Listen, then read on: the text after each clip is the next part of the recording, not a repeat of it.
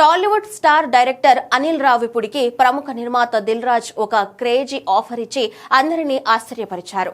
Love insurance company pre release event లో పాల్గొన్న దిల్ రాజు మాట్లాడుతూ అనిల్ రావిపూడి కథ చెప్పేటప్పుడు ఎంతో అద్భుతంగా నటిస్తారని, అందుకే ఆయన్ని హీరోగా లేదా నటుడిగా పరిచయం చేయడానికి తాను సిద్ధంగా ఉన్నానని బంపర్ ఆఫర్ ఇచ్చారు.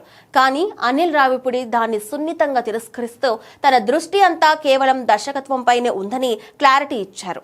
నటుడిగా మారే ఉద్దేశం తనకు లేదని చెబుతూనే ఒకవేళ దిల్ రాజ్ నిర్మాణంలో ప్రదీప్ రంగనాథన్ తో కలిసి ఒక సినిమా డైరెక్ట్ చేసే అవకాశం వస్తే ఖచ్చితంగా చేస్తానని తన మనసులో మాట బయటపెట్టారు. దిల్ రాజ్ ఆఫర్ ను అనిల్ రావిపూడి రిజెక్ట్ చేయడం ఇప్పుడు ఇండస్ట్రీలో చర్చనీయాంశమైంది.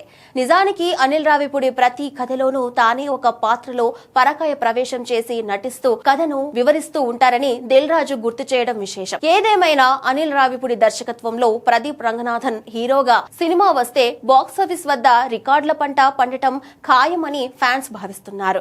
ఈ ఇద్దరి క్రేజీ కాంబినేషన్ సెట్ అయితే చూడాలని అభిమానులు ఆశపడుతున్నారు.